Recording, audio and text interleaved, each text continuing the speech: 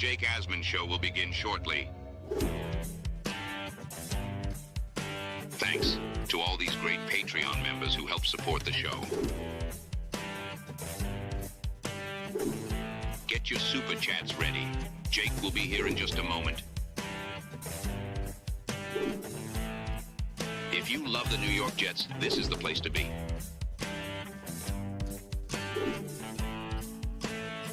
And now, the Jake Asman Show. Fireman Ed joins us in his weekly spot to talk about the state of the Jets and a whole lot more. It's a football Friday. It's the Jake Asman Show. Let's hit it and get it started. Man.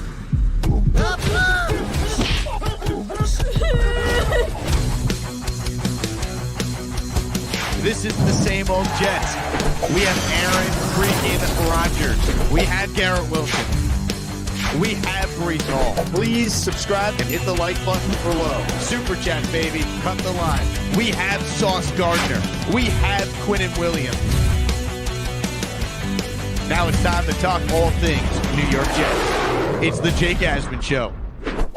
Here we go on a Football Friday. We're presented today by Joe DeVizio and his team at Joe DeVizio Realty. If you're thinking about selling your home, if you have any questions about your home and you're in the tri-state area, visit sellwithjoe.com or call the number 959-CALL-JOE. Shout out to Joe and his team for being an awesome sponsor of the Jake Asman Show. Joining us right now in his weekly Friday spot is Jet superfan and good friend of the show, the great Fireman Ed. Ed, it's been a brutal year, but I look forward to this every week, my man. Thanks for coming on.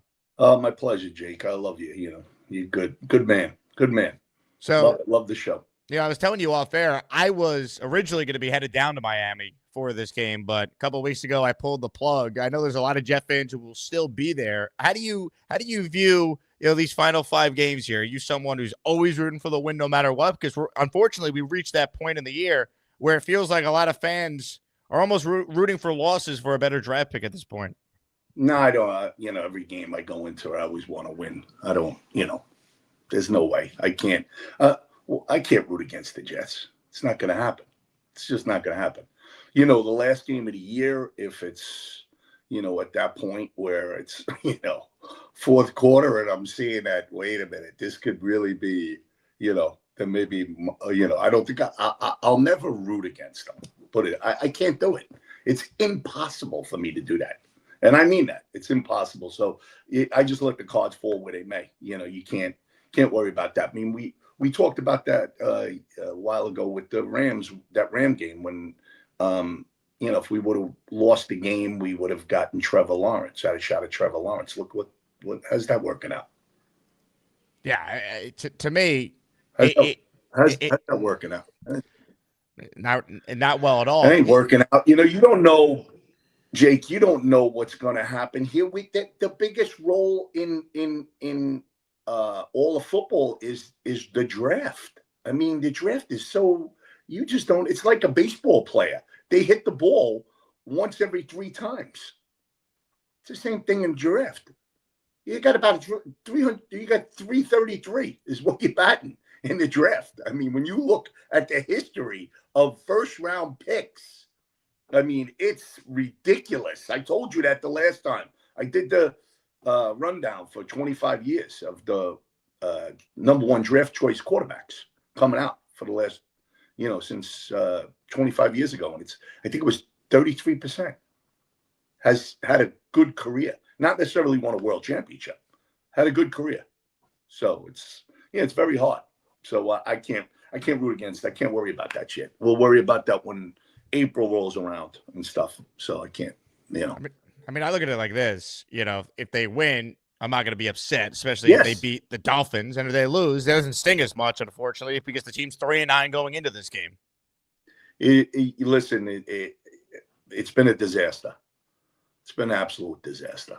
This is the worst season that we've had a lot of bad seasons, but this one, with what was expected and everything, I mean, listen, I told you I love Aaron Rodgers, but Sunday, Aaron Rodgers, wow.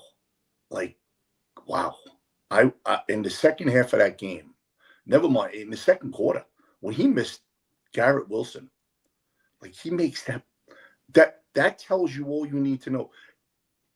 Him missing Garrett Wilson in that corner route, and there was no pressure on him. Like that tells you, like, wow, he put a Jet uniform on, and like a curse happened.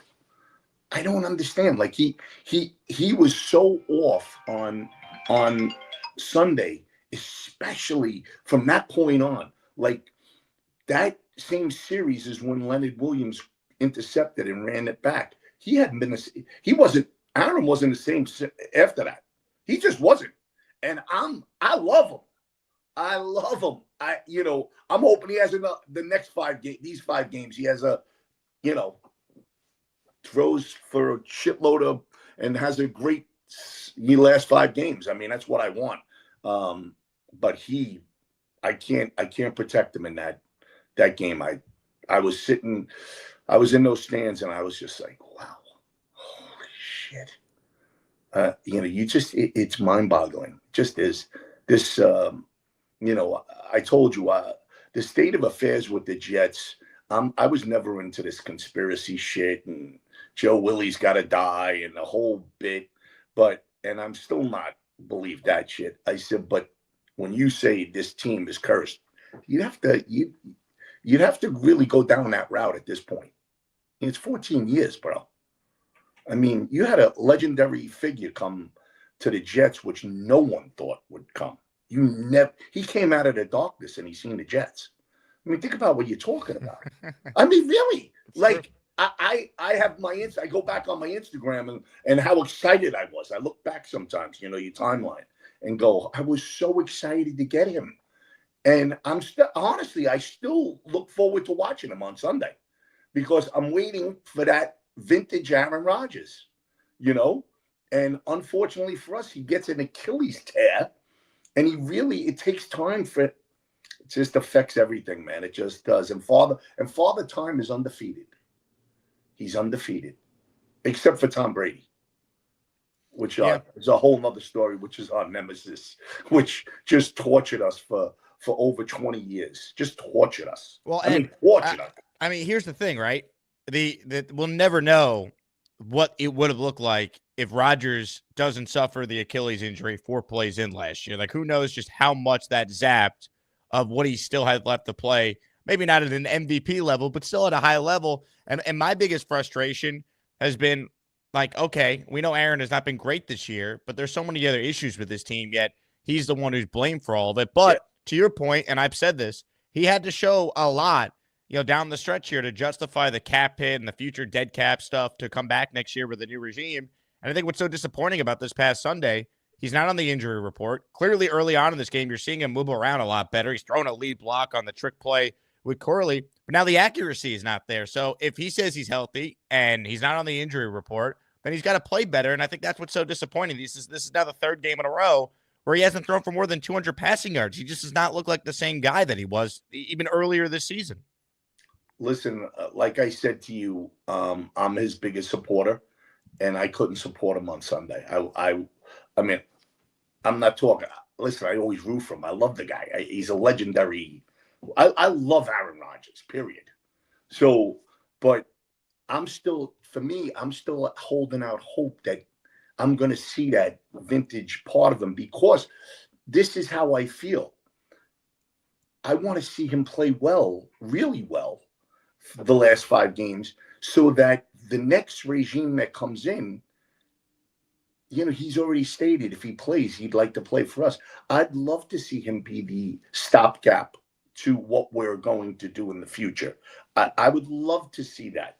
I still have in my heart that maybe another year off the Achilles, maybe he comes back and is better than ever. I would hate to see him go to another team and just light it up. And because we lost faith in what he was, so that's the part of me that's really wishing he plays well because I really do want to see him be the stopgap. I mean, what better to have Vrabel come? You're hearing all the whispers of Vrabel. I mean, I don't know how. I mean, we never get that luck, but I'd love to see this. I told you I wanted Gruden and Vrabel That's the guys I want. So Vrabel would be phenomenal here. He's a tough guy. We need a guy that's not going to stand for no bullshit. And I believe that there's a possibility if he came that he would hold on to Todd Downing. He loves him. I don't want him to hold on to Kevin Carter. I want him gone. But because he was with him in Tennessee too. Yeah, he fired him though. Yeah, Keith Carter will be gone. I'm not a Carter fan. So I want another offensive lineman coach. But I mean, that would be great having Aaron and Todd Downing, and I would love that, and they draft the quarterback again and have the kid that you have, Jordan Travis, because remember when Jake, when a regime comes in, they don't have no allegiance to guys that they didn't draft. So you don't know what the status is for Jordan Travis. And he's also coming off this devastating injury where he's had multiple setbacks this year. That's the thing too, Ed. Like the talk this week was, should they bench Aaron? And I'm like, for what? The team's 3-9. I know what Tyrod Taylor is. The last thing I need is Taylor suffering an injury where he's rehabbing all offseason. If the plan is maybe him to be the bridge quarterback next year. If Jordan Travis were healthy, he'd be playing right now, but he's not. So I never understood the conversation this week. It feels media driven. They just want Aaron Rodgers benched so they have something to talk about, and it makes the Jets look like a bigger bleep show than they've already been. Yeah, I watched your show with Joe Benigno, and Joe was right on. Joe was right on with when he says it's media driven. There's no question about it. I told you how I feel. See, listen, Joe is deals with all those guys because he's part of the media. You're dealing with all of them. You're part of the media, so you're gonna deal with all that shit. I don't deal with them, and I don't want to deal with them. I deal with them to a point. I know all of them. I've been around so long with my age that there's a pedigree in what I know of those guys. I fucking know those guys. I know all of them through the years. They ain't bullshitting me. I've known them for 30, 40 years. You're a kid. You don't remember all of that shit with these guys. I do. They're still around. Serbies and Canizaros. These guys are around a long time. So I know all their agenda, their act. And I told you I loved what Joe had to say because it's the truth. It's driven to see Aaron fail. They are so biased with him. It's sad. It's sickening. It's the state of the media in this country. Nobody puts a name on anything. Everything is a source. Jake, do yourself a favor. When you have somebody you want to do stories as your career goes on, don't source, bro. Leave the story alone if you can't put a name on it. Amen. Don't be one of those guys that, my source tells me, because you're going to be linked right in with the rest of these guys. Okay, so I'm just giving you a little heads up, bro. You can't be doing that. If you don't have a name and you can't put a name, then don't do the story. Just say, I'm not doing the story. I'm not doing the story. Because I know you got to get clicks and, it's all about advertising, but we go into the whole bullshit. But your name is everything in life. Your name is everything in life. And if you're a bullshitter, people are going to get tired of your bullshit. It's the way it is. It's why those guys, they don't make money. They look like rag dolls. Like rag dolls. You see them in person and you go, oh, Jesus. They're a wreck. I mean, it's just the way it is. I mean, and listen, there's some good guys. I'm not saying all the guys are bad guys, but, I'm just talking about what they do with the Jets. I don't know what they do personally in their life. I don't get involved in that shit. That's their business, I wish them all luck, but here's what it is. But Joe was absolutely correct. And Benigno deals with them all the time. Mm-hmm. Okay, so, I told you what I felt when the state of this team. And I told you this on this show, that if I owned the Jet, if I ran the Jet organization, the first thing I would do is have an outhouse in Flora Park. And I would build a building, a nice, beautiful, comfortable building that had kitchen. I'd have a chef. I'd treat them right. They'd be treated right, but they'd never be in the football operations. They'd never be in the building where the football operation. They'd never be there. They could never be in that spot. They can't even go in there. They got to be there. That's where they belong. You are over there. We do all our press conferences there. That's what we do. You have your job to do, you do it there. The football operations are over here. That's what they should be doing. They should be doing that to them because they're a big part of the culture. Big part of it. We're talking with Fireman Ed, weekly spot on the show, 25 with the super chat. You're the best, Ed. Love from the EIFD. Who's that? EIFD? Was the fire department, but East Islip, maybe? East Islip, Long Island. I think I think 25 is a Long Island guy. Yep. East Islip, tremendous. All the fire department out there, all volunteer guys there. A lot of New York City guys volunteer out there. Great. Love those guys. Love Long Island, Nassau, and Suffolk. The fire departments out there. Great guys out there. Love them. And ladies.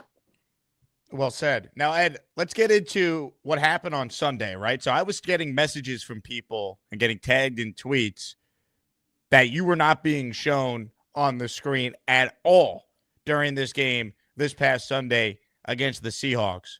Can you break down what happened? Is that true? And basically where we're at in regards to the Jet chant, you being a part of it for as many years as you have. Well, I want to make sure I say this correctly because, it'll be taken out of context. So I want to make sure I say this correctly. Listen, first off, I don't give a shit if they put me on a screen or not. Do what you have to do. The bottom line is home field advantage. That's the only reason. There's no other reason. Now, let me give props to Scotty and Jetman because Scotty and Jetman were on there, and they're doing the right thing. They're doing a good job. They're keeping a tradition alive, doing a Jet chant. Now, with that being said, this has been we got to go with a timeline here. There's a big timeline that goes a long way with this, okay? And I'll try to make it short. What's happened through the years is they've just made your screen time for Scott and Jetman and myself, whatever they decide to put me on, it's just limited. And the reason I don't even want the friggin' screen, but because that stadium, MetLife, is so massive and so huge, you literally, if you're in certain set, you can't see what's going on. So the screen, you rely on the screen for the fans to interact. It's just the way it is because they've made so many boxes and luxury boxes that you're lost. In the old stadium, the old Meadowlands Stadium, it was more compact. And you could just see the interactions with what was going on. So they know that you rely on the screen. And they have limited the access to all of that. As far as the guys that do try to make a difference, Scott and Jetman and myself. So they're limiting that. And what happened Sunday was, I was on your show. Your producers did a shorty. We talked about Woody.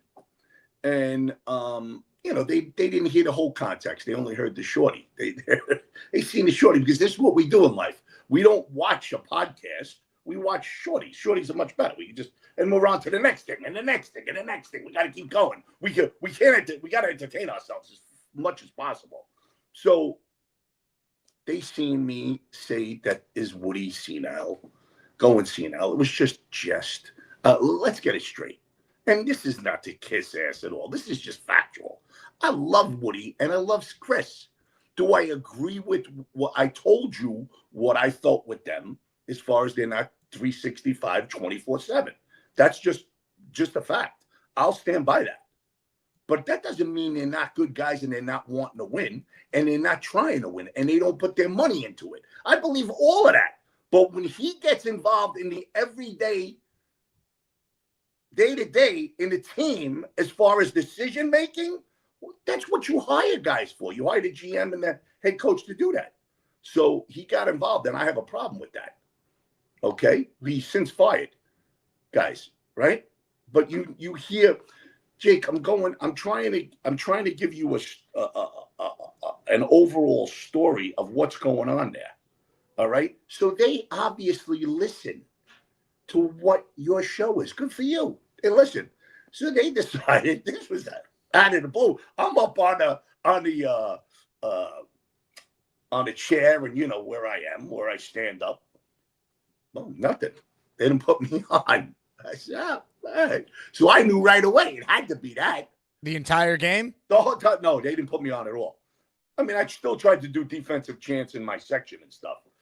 But, we did a little bit. So it was good, But, Jake, everything has changed. Here's the way it is in the stadium. And it's just the way it is. Anybody that's at the games, every game. I'm not talking about one game. Be at every game, your season ticket holder. You know what's going on there. Their thing is limit Scott and Jet Band. All right? Forget me. Put me out of the equation. Limit them to what they can do. Just doing a Jet chant alone is they give you a few seconds. They give you, I don't even think they give you 20 seconds. And they have the music on. There's no interaction with the fans. You know what their new thing is, Jake? Their new thing is there's a guy, he does a nice job. He dances in the aisle. And I told you that stadium, to me, if you describe that stadium, the atmosphere in that stadium, it's a nightclub and a three-ring circus. That's how you combine those two. And that's what the stadium vibe is.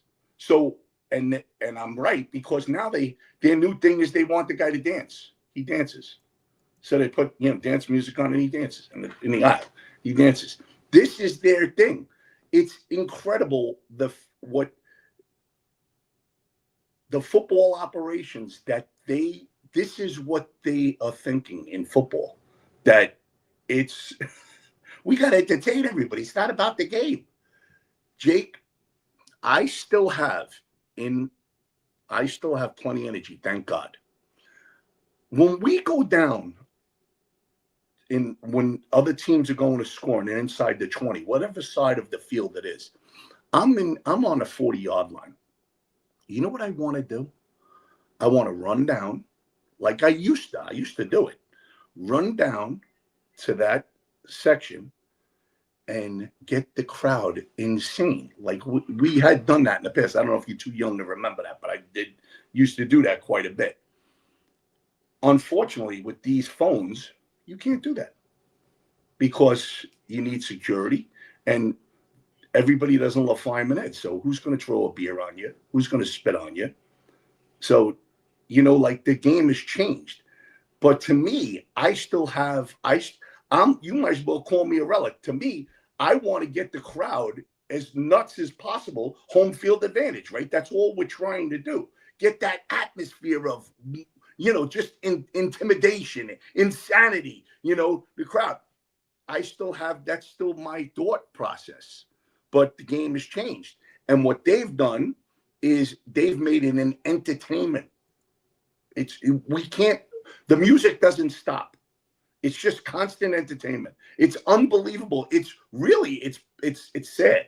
It's sad. And anyone that's there knows what I'm talking about. Forget me. I don't give a shit if they put me on or they don't. I want to win.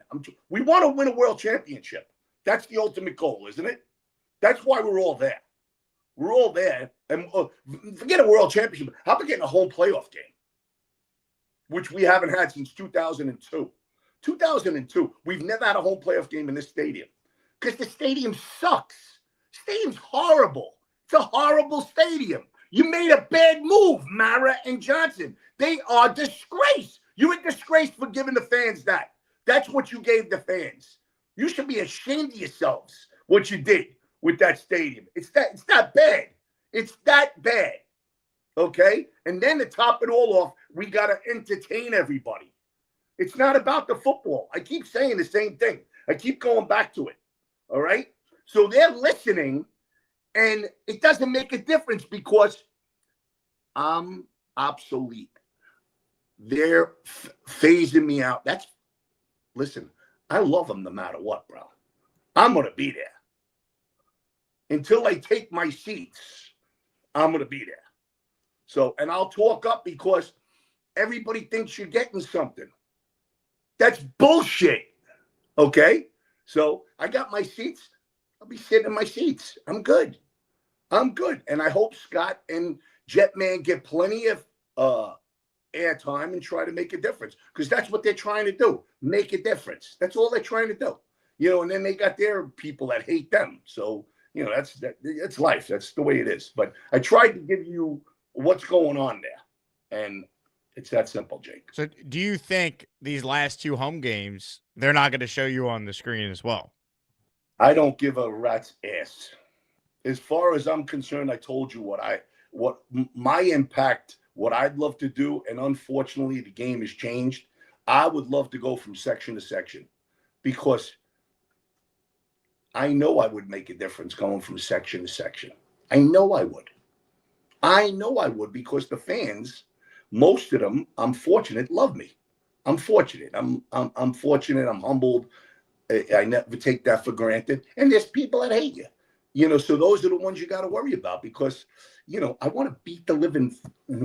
Let me just, when they start there, that's what I want. But you can't. You got. This is the game changer right here. This changed the whole game. Changed the whole game. Everybody's got a video.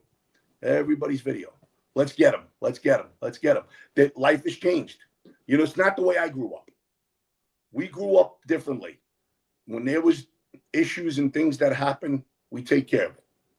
It's taken care of. Well, here's the thing, though, right? So they don't show you at all for the entire game on Sunday. It hasn't been covered the way I figured it'd be covered this week. Maybe because you haven't done any interviews on it or anything. But there's been nothing made of an entire game that you were at, ready to lead the Jet Chat, and then they didn't show you and gave you no notice, nothing that they weren't going to be showing you on screen. Maybe I'm a has-been. It is what it is. It's okay. Jake, I love the Jets. I want to win. If that building had the heart that I have and desire that I have, we'd be world champions. We'd be world champions, because I love that team. There may be other guys that love that team as much as me. Nobody loves them more. Ain't no way. I fight over that one. That one I fight over every day and twice on Sunday.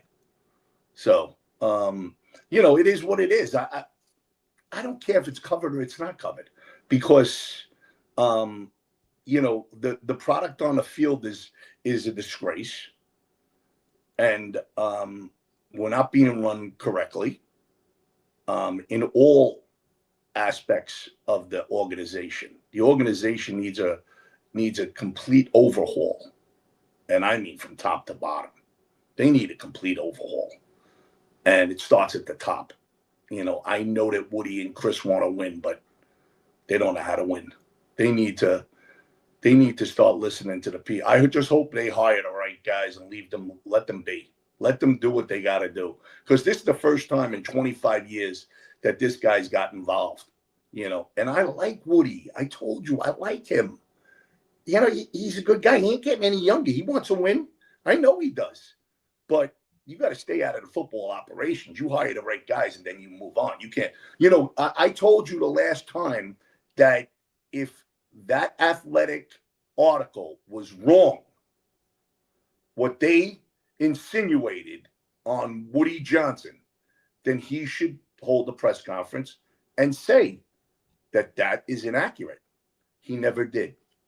He never did. So what are we supposed to think? What are we supposed to think? Diana Rossini and Zach Rosenblatt are wrong? They're the ones that said it. I mean, there was a lot of accusations. It wasn't one. There was a bunch of them. Come on, Jake, you know that. Well, there's a couple things we know to be true from the story. Not necessarily everything, because Aaron has pushed back on some of the stuff in there. But, I mean, Tony Adams is getting benched because of Woody Johnson feels true, because when they asked Jeff Ulbrich about it, he sidestepped it. So what are we supposed to think? He never said it. He never said it. Right. So he sidestepped it. I understand that. It's confirming it, but the lack of saying anything is confirming it. That's the point. Yes. But this was my point. If it's not accurate, then make a point, because Aaron made a point in the Pat McAfee show to say what was inaccurate, right? When he says with Diana Rossini, she didn't even have my number. I don't talk to her. So that goes back. That timeline goes back because, he went after her the last time. So, it was inaccurate. So that's where the problem is. And listen, we are in such a way that your owner has the right. He owns the team. He has a right to do whatever he wants. But at the same token, then you're undermining the people that you hired to do the job. That is unacceptable as a fan. As a diehard fan, do not destroy a guy like Joe Douglas, because you're starting to hear more and more bullshit. It all started with Rex Hogan get fired. Okay? And he said he was the leaks. That's hearsay too. It's another bullshit hearsay. And why, if that was the case, was Chad Alexander also a leaks? Because he went with Jim Harbaugh to the Chargers. That was Joe Douglas's two main guys. His main guys. Rex Hogan, Chad Alexander. They were gone before the season. Joe Douglas was a lame duck. He took his feet out of him. We didn't even know it. This was long before the season started. We're starting to, if that is accurate, Jake, if it's accurate, if the Athletic is accurate, then the timeline tells itself. They're telling you in January, February, that he was doing things. This is why they didn't put me on the screen, because I'm talking. Listen. Well, it's clear that this is what it is. Woody lost all faith in the people running the organization going into the season. I know, but before the season, then do something before the fucking season. Correct. What are you doing? If you lost faith, then do it before. But he didn't want to, because there's a lot of reasons. And the media, our organization is driven by the media. They listen to the media. This is why I tell you what I would do is if I owned the team, there would be an outhouse. There's no way they're in the facility. There's no way they're going in Florham Park in that facility, in the football operations. There's no way. That's how you keep leaks out. Because they're intertwining with all the people that are in the building. And you have people who know they're going to be fired because the team's terrible, who are going to run their mouth and try and tell their side of the stories. If you ever want to find, a source that could paint your boss negative, go talk to someone who's about to get fired or has been fired. That's what Manish Mehta did for years. I mean, this is not new around here. No, it's not. Our priorities are just so screwed up, and it's all starting to come out. What more can I say? I told you how I felt that. I think they want to win. The both owners want to win, and I've met them. They're good. They're good people. They really are good people. So if you do a shorty, make sure you mention that too, because they are good fucking people, but they don't know how to win, man. And they listen to too many people. They listen to too many other people that are in football, and that has always been the case. They say that you've heard for years. Because I think they're good people and they trying to trust people, but these people don't give a shit. We as fans love this team so much. 365, 24/7. What other way is there to be in life? If you love something, you go all in. All in. You're all in. And that's what pisses me off. So that's why I have my circle. And when I hear these assholes, you know what? Listen, I have nobody to blame but me, because I stepped up to the plate. When you step up to the plate, a lot of stuff comes with that. So you got to be able to take the arrows that are coming your way. I'm good with that, just like you have to. Anybody that wants to make a difference has to. Or you go into your little shell and stay there, and you don't make a difference. And, okay, if that makes you happy, then do what you got to do. I always chose to try to make a difference. I always did. So, you got that, you deal with that. But you know what? You have to surround yourself with the right people and know who loves you and who's with you. That's what Rogers says. Rogers said that. He's always said that. He only has a small circle that he talks to. He knows who he can say something to. And The rest is all hearsay. It's all bullshit. Okay? The Johnsons are, they're in a shock-filled environment that they're, unfortunately, the NFL, to me, that community, don't you think they're laughing at them? Because you see these assholes. I feel for them because they're our owners. I don't want them to be laughed at. But I want them to win a world championship and be, hey, look what they did for the New York Jet fan base. I want to see that. I don't want Woody and Chris to be laughed at. But I think that community in the NFL is looking at them like they're clueless. You tell me, when you listen to Michael Lombardi, you listen to some of these guys, they murder the Johnsons. Yeah, well, they haven't won. It's been 14 years. They murdered them the too, though. They go up the winning. Listen, they do more than that. Come on, they do more than that. Lombardi. They look down on them. It's personal with Lombardi because the Jets fired his son, who worked for the organization.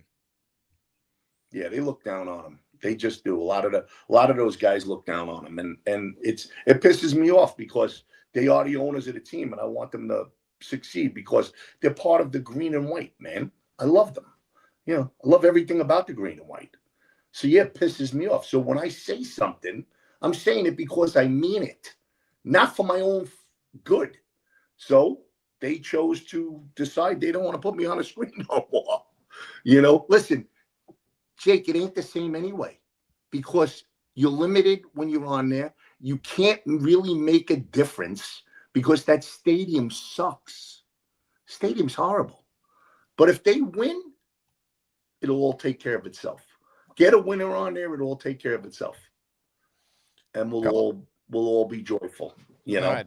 But I've never lost the desire to listen. Just Sunday, I was this close to running down to the end zone when they were going to, when they were driving, when we had how many fucking penalties in the last drive? Well, we have 5 defensive penalties on the last drive, I think. We had 12 for the game. Again, 12 for the game. And 5 were in that drive. And so it was 12 for the game, 8 in the fourth quarter, 4 on that last drive. Oh, 4 on the last drive. Okay. Embarrassing. And I was going to run down I'm not kidding you. I was thinking about running down and, get the place crazy in the end zone. And I said, I can't because one of these idiots, I'll wind up having a confrontation down there. So that's why I don't do it. All right, couple super chats for you, Ed, and then we'll wrap up. This one is from V-Man, who's a big fan of yours. Great to watch you guys. Rough day for me as it marks 1 year since my uncle ended it. The man was like a father to me, and watching this clears my mind. Thoughts and prayers with you and your fam today, V-Man. Always appreciate your support. Yes, V-Man, yes. And I feel for you, pal. I feel for you because I still miss my brother. And he's the one that got me involved in the Jets. So I get your uncle and all of that. So I feel for you, pal, because I think of my brother often. Tyrone checks in. Thanks, Fireman Ed. I agree with you on Aaron. So, you said it at the top. I looked at it like he basically had these last 6 games going into last week to maybe make it a real debate whether or not a new regime would come in and say, hey, let's bring Aaron back for at least another year. Draft a quarterback. He's the bridge guy.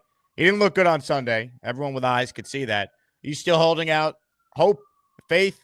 These last 5, Aaron could play well and maybe be the quarterback next year with a guy behind him that they're developing. I live and die with Aaron Rodgers, so I'm his biggest fan as far as I'm concerned. I still feel like I know it's in there, whether it can stay consistent. Father Time, like he said, Father Time is undefeated other than with Tom Brady. Only us. But, Aaron, I want to see Aaron light it up the last 5 games. I'd love to see that happen, I don't think they're giving Breece Hall enough. They're not giving him enough carries. Gave him 12 carries Sunday. He hasn't had a game this year where he's had 20. Yeah, he hasn't had 20 carries in a game all year. How does that make any sense? I'm saying. And that would help Aaron. that would help Aaron. So, there's a bunch of different things, there's a lot going on with the team. The defense, there's this, there's the heart and soul of that team is not there. There's a lot of guys that they're going to have to get rid of. Yeah. I mean, there's guys that changes. don't have that. They don't. You look at that Detroit Lion locker room last night, and you got one guy throwing up on Skipper's throwing up in the it looked like the equipment container that they roll out. He was throwing up. Did you see that clip with I did. Campbell? Yes, with Campbell. He's right in the middle of his speech, and then he goes, and Skip, he's throwing up over there. You gotta love all of that. You know what I mean? You love all of that. And we have plenty of warriors in our team. We have plenty. We got plenty of guys that are tough guys. All right. I actually talked to Sauce on Sunday after the game. I seen him and said some things to him that, positive things, because he's a great kid. And he played a great game on Sunday, bullshit. Get to him. He did. And stay off of social media and he's a champion. I told him, you're a champion. You have special qualities. Don't let all these negative people that could never be on your level, don't go to that level. Stay strong to yourself. Stay strong to yourself. Because you ultimately are a champion and you're one of the best. Prove it and just stay off the bullshit.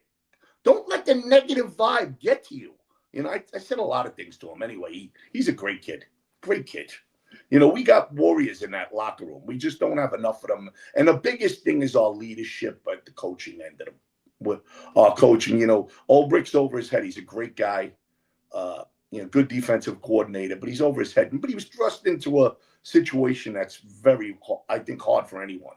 So, our coaching has really let us down. And it let us down from the beginning. If he knew this is the point. Our whole structural organization, from the GM down, Woody wasn't happy with before the season. And I get he's kind of like in a rock and a hard place, because he had Aaron Rodgers they all went out there to get him on a plane. So I guess he probably felt like, I got to keep this together. But he really was like this with it. Listen, we're not in there to see everything. So we don't get the day-to-day, Jake. That's where the difference is of being a fan. You don't get the day-to-day. You assume. You don't know. You hear after the fact. All I know is when Rex Hogan and Chad Alexander went away from this organization, and by February, I went to my wife and my good friends. I went, that's a problem. That's a real problem. Like, that's your heart and soul of Joe Douglas. That's the nuts and bolts of the organization. It's your personnel guys. These are all your personnel guys. That's who's making the decisions. Alexander and Rex Hogan were making the decisions with with Joe. And gone. And you're just getting Aaron Rodgers back. So that was, the handwriting was on a fucking wall at that point. But we didn't know it. I just hope he gets, listen, I hope Vrabel comes here. I have my doubts. That's my number one guy. Get him. How could it not be your number one guy? The guy's proven, okay, and he's a tough guy. And he's not going to stand for any bullshit. There was something what the Jets need right now. Exactly. The Jets need that, and I think if Vrabel came and like they were talking, if it's correct, Samini says it's correct that he, depending on the GM, you combine him with a good GM and, you're in good hands there. And then he brings his guys in. And I think Vrabel would bring Rodgers back. I do. I could see Rodgers and Vrabel. I could absolutely see that. 1,000,000%. There's respect there. Vrabel's in the league a long time. Played when Aaron was playing. Knows all about Aaron Rodgers. They do have a good relationship, but it would come down to, does he still think Aaron Rodgers could play at a relatively high level? Yes, of course. Of course, I agree. But this is what we were talking about with the 5 games coming up. I hope we see glimpses of it. And I do believe that Aaron, another year away from that Achilles, I could see him fucking lighting it up somewhere else. And I'm going to be a lunatic when he's lighting it up somewhere else. You know, it just would be, it'll be right par the course. Amen. Amen. Super chat here from Bo. He says, the utter disrespect of not acknowledging the years of dedication given by Ed should be considered a slap in the face to us all. Ed is us, NYJ family. So some love from Bo, who's a long-time listener to the show. I appreciate it, Bo. Bo, I appreciate the kind words.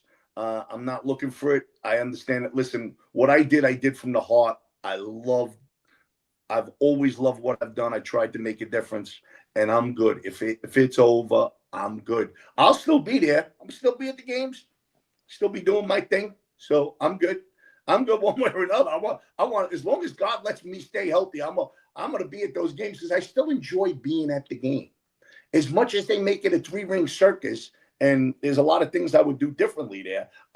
There's nothing better, Jake, than when a big play happens and, people next to you that you love, you're hugging them and you go crazy. That atmosphere at a sporting event is second to none, and especially at a football game. Yep. The football game, we haven't had enough of them, but that atmosphere and that electricity in that stadium, you can't duplicate that. You can't duplicate it. It's impossible. So I'll be there as long as God lets me be. Ladies and gentlemen, a couple more super chats for Ed. This one is from Dre, who met you last year after the Houston game. He says, shout out to me for the tickets. Stay positive, JETS. Jets. I mean, Ed, I've seen you interact with fans constantly, and you're always the best with that. So the idea that you're somehow a bad guy or fans don't like you, I mean, it's internet trolls. I've seen you in person. I saw you in Vegas with us at Circa for 3.5 hours taking pictures with 400 Jake Asman Show listeners who came out to that party. 4 hours. Yeah. I didn't even know it was 4 hours. We had so much fun. I didn't even know it was 4 hours. I mean that. My buddy next to me was ossified. I wasn't paying attention because we're interacting with everybody. And next thing I know, when it calmed down, he was smashed. I was like, oh, I was just getting started. I was just going to start having a few cocktails and to put him to bed first.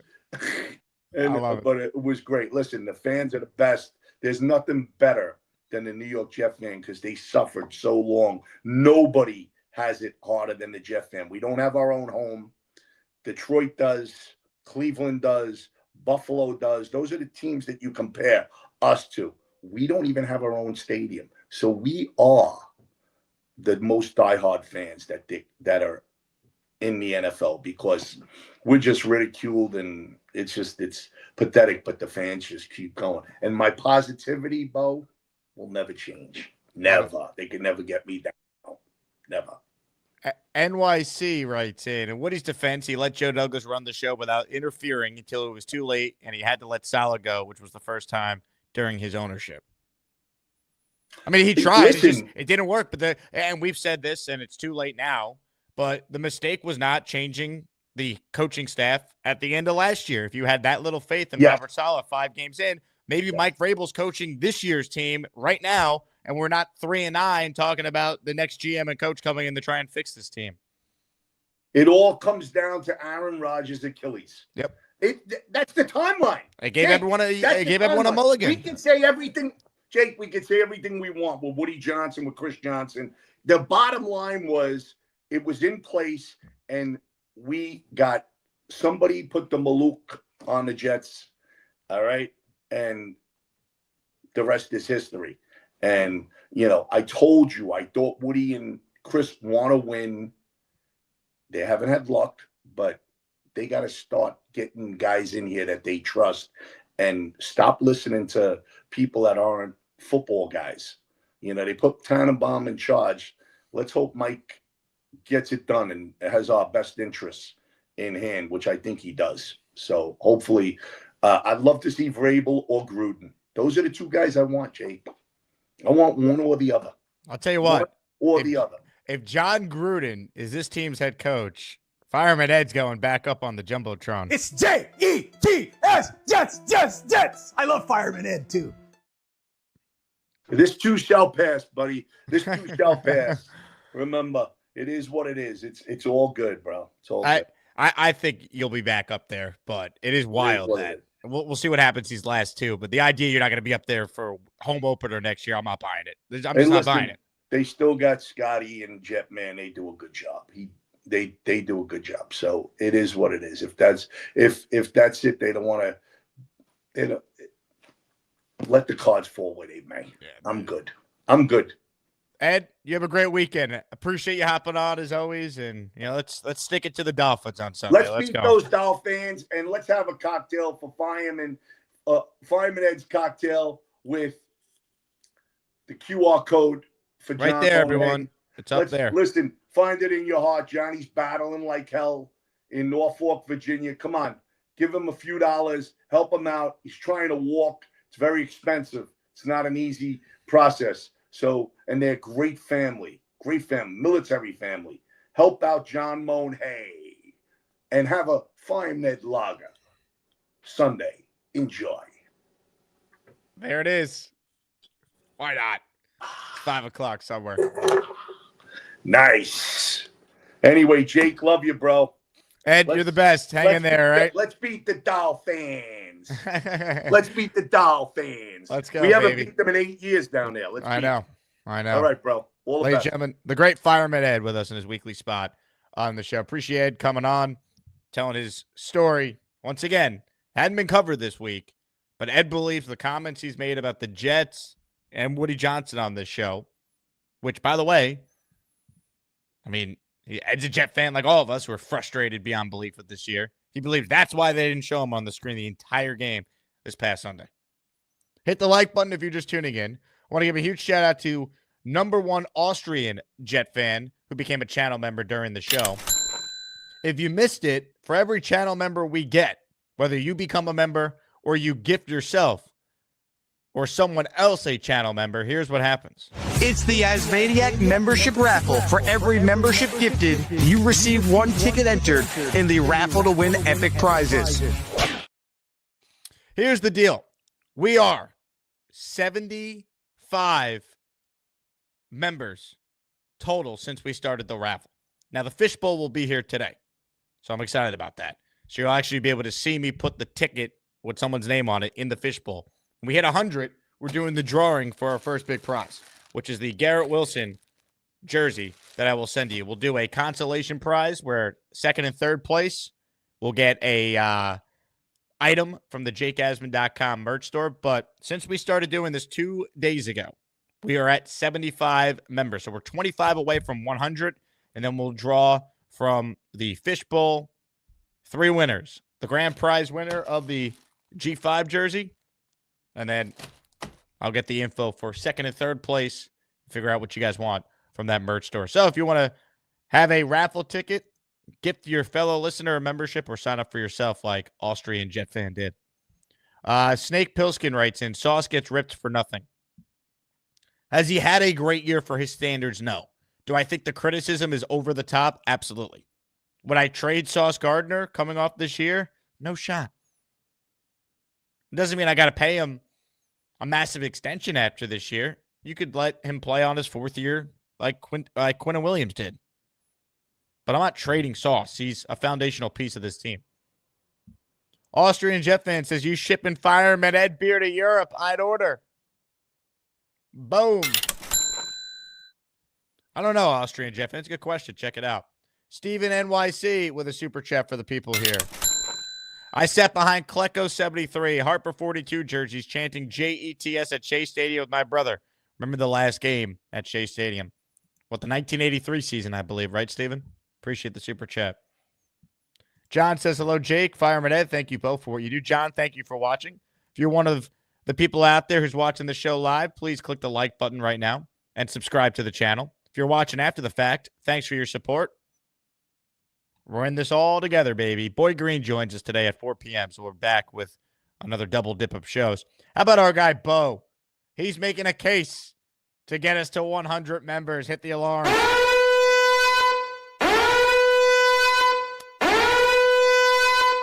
All right, here we go. 5 new channel members. Kendrick Lamar, Team Curry, Sharon McLean, Isaac, Call It Out, all receiving channel memberships. Let's update my raffle entry list here. We got another 5 from Bo.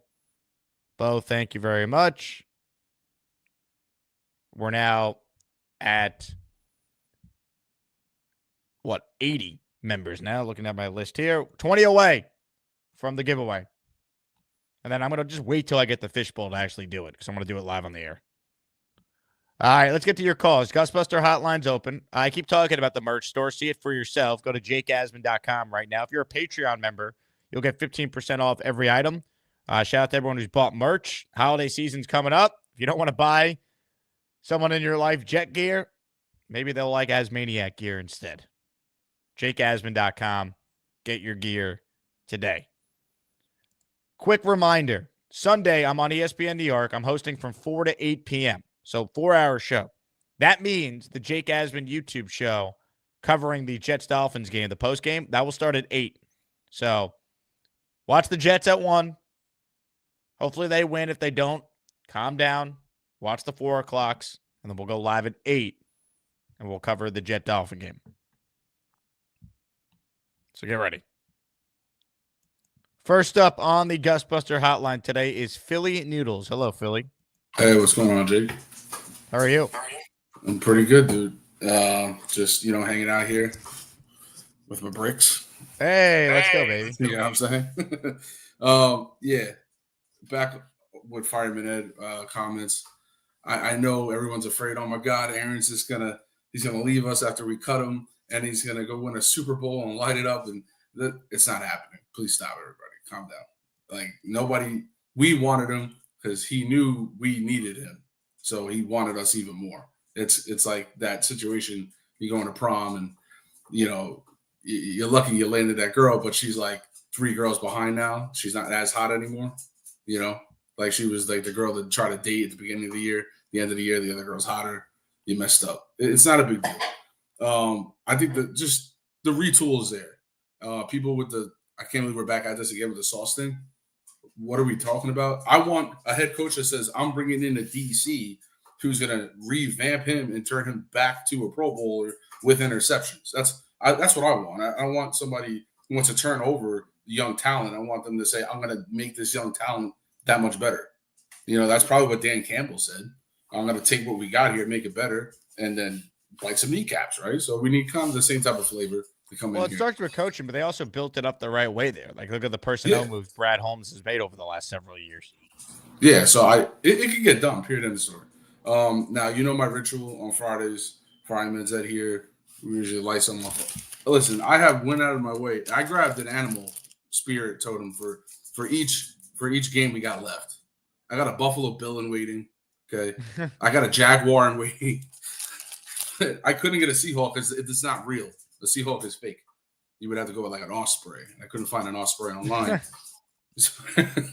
So in lieu of like maybe trying, you see it's got a little bit of that endangered species thing going on. It's got some I don't know, the ocean sea life is all messed up. Just because, we still want to see victories. We're going to burn the Dolphin twice. This is today. Let it burn. Let it burn. We're going to burn it today, and then we're going to burn it again at the end of the season.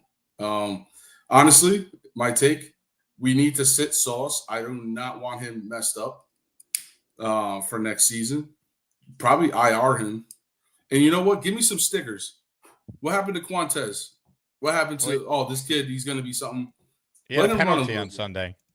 Well, you know what? Let him show up. Let him run a little bit. Let him chase Tyreek. Let them chase Waddle. Let the young guys get some play. This is what we need to see what we got for the future, right? Isn't that what you do towards the end of any season? So, a winning season, maybe you don't. A losing season, sure. So, that's a little burnt up Dolphin, bottlenose Dolphin. You know what I mean? We're going to burn it up again at the end of the season. Philly, just a little life, you know what I mean? Yes, dude. I appreciate what you're doing, all right? I love the passion. Yes, sir. Let's go. Hang in there. The great Philly Noodles, everybody. Lighting up a fake dolphin on the air. Incredible. Open phone lines if you want in on the conversation. Kyle Clifton with a super chat. 30 for 30 on the New York Sack Exchange coming next Friday on ESPN. I'll definitely be watching it.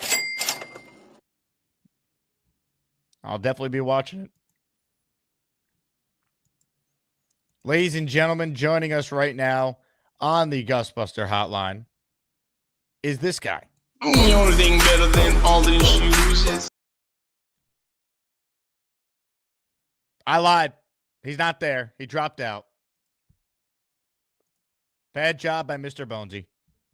Dropped out immediately as I hit the button. Ridiculous.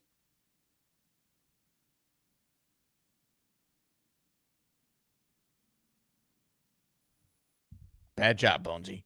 Bad job. Ladies and gentlemen, the Hamburger's next. Hello, Hamburger. Morning, gentlemen. How are we doing today, ladies? Good. I want to touch on something for Fireman Ed about the media. I think he brings up a real good point with the media being allowed in the building and guys floating around and having leaks come out. I think that does detrimental damage to, the coaching staff and having Woody get involved. And I'd like to see the new management, the new GM, the new coach kind of get a handle on all those things. I think Fireman Ed bringing that up to light is a pretty important part. It's something that I didn't think about as much. I'm not in the building. Us fans aren't in the building. But I would think he would know a little better than we do on what's going on.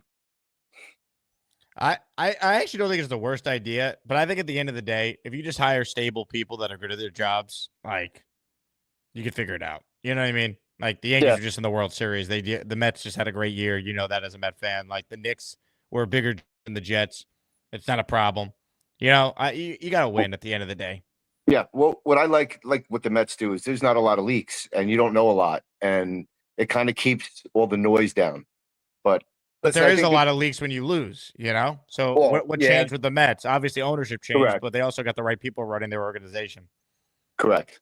Listen, I think Aaron has a halfway decent game this weekend. I don't think we're going to win. I hope we do. But I have a feeling we're going to get blown out. Is Sauce playing this weekend? I don't think he's going to play. Now, we'll get the official injury report later, but I'd be surprised if he plays. Yeah, I have a feeling we're going to get torched downfield this weekend. So, I'm thinking 27-42. Dolphins take it away. Listen, I hope it's wrong, but at least let's see what Aaron has this weekend. I don't know, man. It is what it is. So you guys enjoy your day. I'm going to go. I got to still ice in my foot and take care of some things today. So enjoy, everybody. Talk to you soon. Hamburger, appreciate you, man. Good call. Ladies and gentlemen, a membership has been gifted by the man who just lit a dolphin on fire. I'm going to lose my gosh darn bananas. Philly Noodles gifting one channel membership. Listener JC Medina, the recipient of the channel membership. With that means we're 19 memberships away from the raffle. Love it. More of your calls right now. I saw this guy in person last week. The great Clancy joins us now. What's up, Clancy? What's up, Jake? How's it going, man? How are you? Good. On my way down to Miami now. You told me you were making this drive. They called you a madman, but here you are. How's it going? Good. I left yesterday, later than I wanted, of course, but I'm halfway through Carolina now. I'll get there this evening at some point tonight. Any big plans? Yeah? Yeah. Sorry, I'm holding my iPad. My hands-off thing is not working right.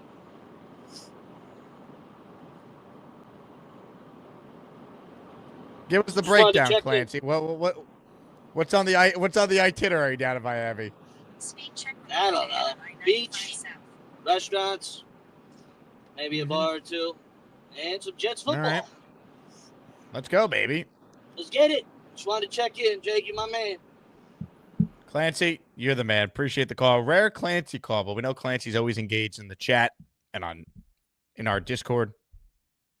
Appreciate it. All right, what do we got here? I don't know if this guy's called in before. NYC 2SRQ, who's a longtime listener. He's up next. What's up, NYC? Hey, how you doing, Jake? How's everything? So, Are you a first-time caller? no, I've called plenty of times before, but Have not this, but not recently, recently. Okay. I was the guy who met you on the train state on the Long Island Railroad coming back from a Knick game last 2 years ago. That's right. I've been a long time fan of yours, Yes, and yes. Yep.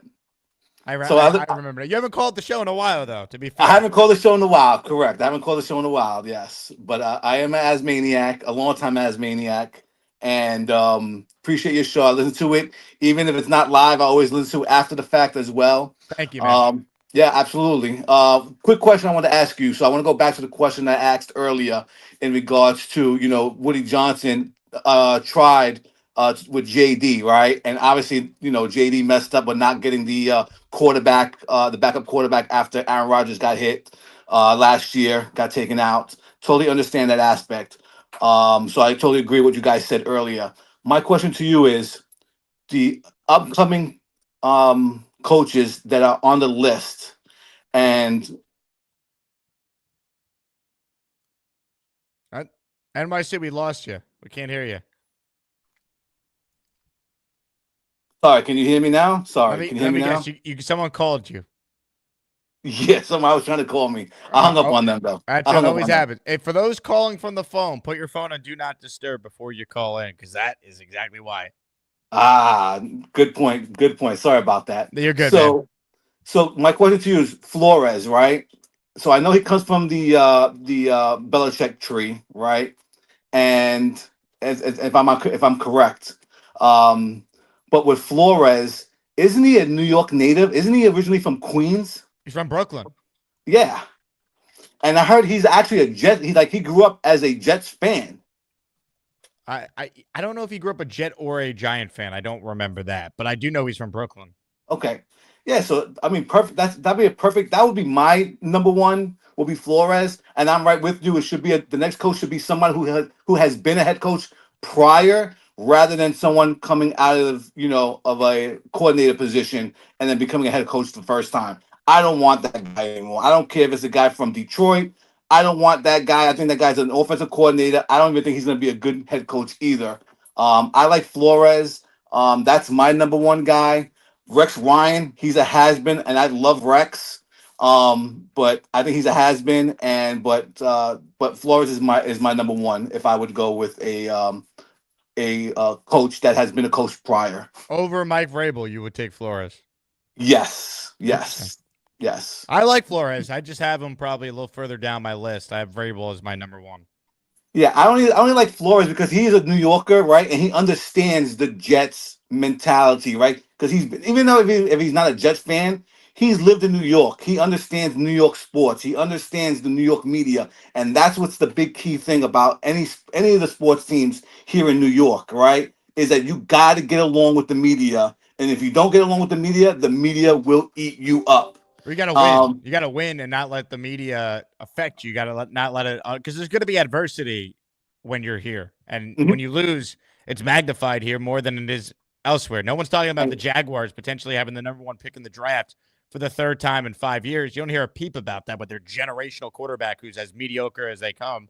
And here with the Jets, even when they've been bad pre-Aaron Rodgers, they're covered like they're one of the biggest stories in the NFL despite not winning. It's just different here. So you need someone that can handle all that. I think Flores could.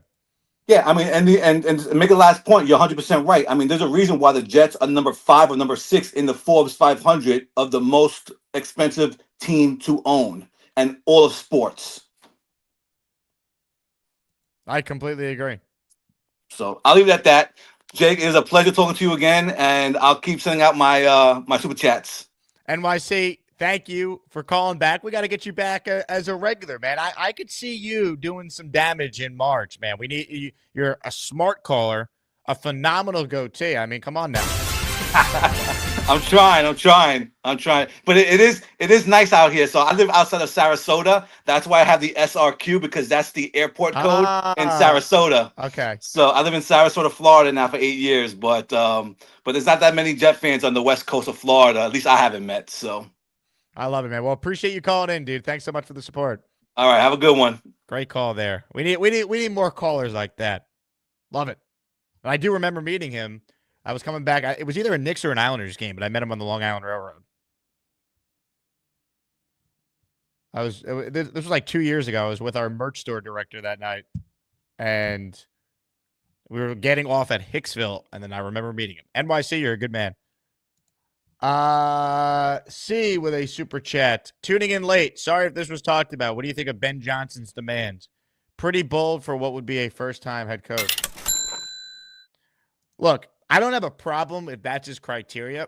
I think he's completely insane to put that out there publicly, to leak that to Albert Breer. I had a tweet about this. They got a lot of interaction. I wrote, this guy better be the next Sean McVay or he's a major douche. It's not that he has these stipulations in a job he would take, right? Organizational alignment, recognition from the organization on what went wrong previously and their willingness to fix it. That is not the douche part. The douchey part of it is leaking it out there that you're only going to take interviews with teams that are able to comply with this and just acting like, you know, your bleep don't stink. And look, you're a phenomenal OC. Guess what? That doesn't mean you're a good head coach. We don't know. There's been plenty of good coordinators and then become head coaches and they're overwhelmed.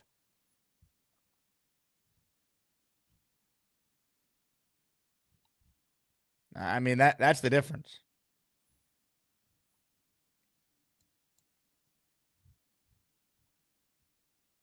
BC says going to Kings versus Islanders on December 10th. I hope they win for you, BC. I wouldn't count on it, though. I want to revisit what we got into yesterday, and then we're going to continue with your calls. So Mike Vrabel's been my number one. And for those who missed it, this was Rich Cimini on his Flight Deck podcast reporting on Vrabel's apparent interest in the Jets. Now let's talk about the head coaching search. I want to go through some names that I think will be on the Jet list. Of course, you guys know that Mike Tannenbaum and Rick Spielman of the 33rd team are compiling a list of candidates that they will present to the Jets. I want to start with Mike Vrabel, who I think should be at or near the top of the Jets list. Now, many people assume that Vrabel wouldn't even consider the Jets because what's he going to do? He's going to call up one of his mentors, Bill Belichick, and ask him his opinion of the Jets. And we know what Belichick's going to say. He's going to trash the Jets and say, don't take that job if it's offered. But I've talked to people who know Vrabel, and he has told friends that he would consider the Jets as a possibility as long as he likes the GM that they pick. So he says he doesn't care what Belichick thinks. He'll judge the situation based on its own merit. I think Vrabel would be an outstanding choice for the Jets. He's experienced. He's won in Tennessee. He's a tough guy. I think you need to be tough in the New York market. The downside, he's not an offensive coach. He's a defensive coach. So ideally, you'd like that guy have a guy with an offensive background. You can't have everything, I guess, but to me, he has to be at or near the top of the list. That's the guy. That's the guy. Doesn't guarantee everything's fixed, but that's the most proven guy that's out there. That is tough, no nonsense, and is what this team needs. And for those saying he's a defensive guy, he's hired 2 offensive coordinators and then became head coaches. It's about hiring a coaching staff, not just whether you're offensive or defensive, with that being your background. Billy has gifted a membership. We're 18 away, baby. Yeah. Let's go, Billy. Let's see who got the channel membership here. Big Bert is the recipient. Let's add Billy down here. Billy Milinovic. 1. All right. More of your calls right now. Nick T joins us. Nick, how are you? What's up, Jake? Happy Friday, buddy. Now, Nick, you sent me something yesterday, and I'm going to play it. I don't know how to feel about it. What's happening here, Nick? What is this? Just end the season's greetings, Jake. Well done. I figured we need a little bit of light at the end of the tunnel, hopefully coming. But honestly, I agree with you 100%. Vrabel's got to be the guy. And there's a lot that I think is here, right? There's the bones, the makings of a championship caliber team. The talent's there. We all know that. So he's the type of guy that can bring it all together. I'd be interested to see who would he like as a GM candidate? That you know what I mean? Like, not that I don't want to make the decision off of that, because I feel like we just got into a similar situation with Rodgers. But again, he is the most experienced. He's definitely the best candidate, I think, right now out there for the job. And it's him, or to me, it's him or Flores that has the experience, that could do it, that can handle the market, that's a disciplinarian. I know they're both defensive guys, but they're the right guys to me for the job. Those are the top two guys I think I have right now as far as guys with previous experience. I would also add Stefanski if he's fired by Cleveland, which I wouldn't expect. Pete Carroll, I'd give him an interview, you know? I think he's someone that could be a culture changer for a few years, hire a good staff, get the franchise back on track. So, you like Gruden at all as a candidate? I would interview him. I'm not in love with Gruden, though. Yeah, I think he's a little overrated. You know, I mean, and he'd probably want a hand in personnel. That was his downfall with the Raiders. You know, it's been a long time since John Gruden had a lot of success in the NFL. True. And what I see with Vrabel is, and if you know, his calling card, his MO in Tennessee was always drafting line, offensive and defensive line, just like the Patriots always did. And you know, year after year, he drafted good linemen. He, you know, Lawan, Conklin. I remember all those years, right? Like, he had Derrick Henry, and he played to his strength with Derrick Henry. And we have Breece Hall, we have Braylon Allen. We can do the same things and be a very competitive team very quickly next year with a couple tweaks to the offensive line. So, you know, I think there's a lot of potential there. We just got to go all in and do it. Just make the right decision. Come on, Woody. Ladies and gentlemen, incredible. Ladies and gentlemen, Billy has gifted another channel membership. Billy, we thank you for your service. Oh, nice. Listener, let's see who got it. Listener Rockin' Rant received the membership, but wait, we have another membership that's been gifted. Isaac, who somehow is a Heat and Jet fan. That's an interesting combo. Oh, nice. He's gifted a membership, and that went to listener Luke Spalletta. Congrats to our two new members. If my math is correct, and I'm bad at math, 9, we need we are 15 away from 100, and then we'll raffle off our first prize, the Garrett Wilson jersey. NYC just called in. How do I gift the membership? Instead of hitting the super chat button, you hit the gift membership button. However, you can't do it from the phone. Super chats you could do from the phone. Memberships you can't. So get to your laptop and do it. All right, a few minutes left in the show. So if you want to call in and get your voice heard, last chance to do it. Let's say hello to Kyle Clifton, who's next. What's up, Kyle? What's up, Jake? I feel like Ben Johnson is overplaying his hand a little bit. He's never going to have more leverage than he has right now. But if his camp somehow leaked those demands out, why wouldn't he just do it through back channels with your agents? Like, that's going to make you look foolish. That's my point. It's too much about this guy. Like, yes, he's obviously done a great job, but like, do we look at Detroit's roster and not recognize they have the best O-line in the NFL? They have an elite number one receiver. They have an elite running game. They have an elite tight end. Like, if he takes over the Chicago Bears, he doesn't have any of that. He has a promising young quarterback, and then what? That's why I kind of feel like maybe it was one of the teams that got wind of this and leaked it to kind of take some air out of his balloon. The other thing is, like Boy Green was saying today, well, worst comes to worst, he'll just go back to the Lions. You can't do that year after year where you're shopping around and you're always the bridesmaid, but you never take the ring. If you have high value now, you're at the apex of your value. It's going to go down at some point. He's going to have to take a job this cycle. I'm almost positive of it. Look at Bobby Slowick, right? He was the hot name a year ago, didn't get a job, and now no one's talking about him being a coaching candidate. Right. The other thing is, and the listeners are going to hate this.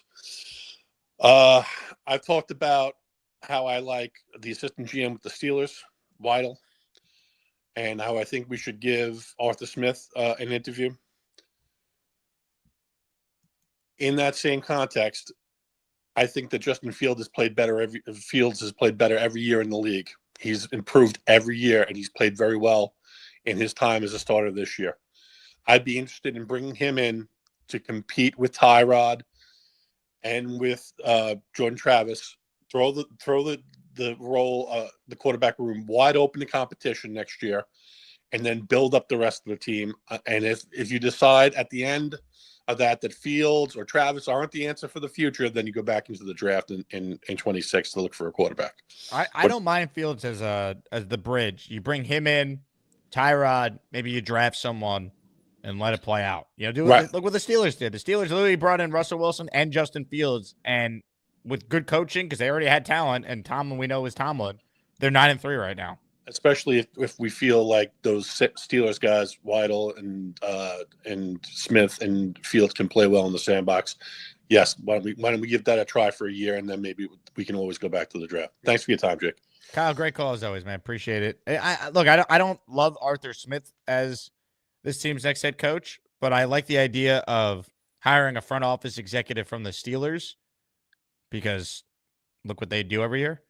And then bringing in someone like Justin Fields, who's young, has upside, and letting them compete. If it's Tyrod, or maybe they trade Tyrod, they bring in Jameis Winston. Like there's a lot they could do here.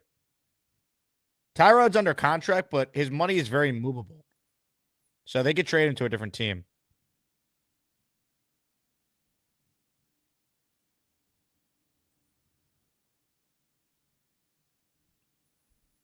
Comments, questions, super chats, they cut the line. Hit the like button if you haven't already. That helps the show. Philly Noodles says, waiting for Cole Thompson season for draft takes. Well, Cole Thompson season will be coming today at 2 p.m. Eastern on the Jake Asman Football Show.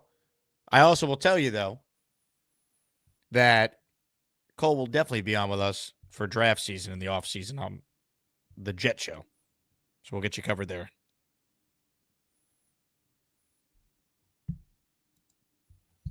Ladies and gentlemen, you heard me mention Jameis Winston. And this guy just knew to call in. Plants are trying to kill me, so I think I'll eat a stick of butter. I heard Jameis Winston, so that was like the dog whistle for me to call in. Yeah, I got you. You mentioned Jameis Winston, you're getting a call from me, Jake. You're here. What are your thoughts on Bobby eating a stick of butter yesterday? He's trying to lose weight, and he's copying your diet. Do you feel ashamed? No. Metro Funny in the chat is no longer diabetic, and he lost 40 pounds in the first month when he went carnivore. So I'm just trying to prevent people from having unnecessary illnesses and sicknesses and prevent premature death. That's my goal. That's what I want to do. I don't want to see people sick and suffer, and this is a great way to do that. Yeah, but what about the stick of butter that he just ate yesterday? A full Eating stick. Eating a stick of butter. I know it sounds a little weird. I'm not sure why, but no, there's not much else you can eat that's going to give you more nutrients than a stick of butter. That's really good. So you think that Bobby Midnight should continue to eat a stick of butter every day? Stick of butter a day keeps the doctor away. I don't know why this is weird to you. Like, if he was eating a protein bar with a bunch of chemicals and weird stuff in it, you would say, oh, it's good. He's eating a protein bar. No, it's not good. Like, it's like 100 ingredients that you don't even know what's in there. A stick of butter is one ingredient, 2 if it's salted, but I think he said he was eating unsalted butter. Like, that's what you should be eating. One ingredient foods with one ingredient. Hawk says, Gary, do you think Bobby's getting grass-fed organic butter? Might want to check that out. Eating bleep butter is no good. Okay, so I always say don't throw away the good for the perfect. It's not that it's no good. It's that grass-fed butter would be a lot better. I don't know if he's eating grass-fed. I do. I don't know what Bobby's eating, but it would still be better than a Twix bar. It would still be better than a protein bar. Like, Hawk's a weightlifter. I never understood this. People eat a protein bar to get, 20 grams of protein. Why don't you just eat a bunch of eggs? You're going to get the same protein in it without any of the junk and filler. I don't understand that. Like, one ingredient foods.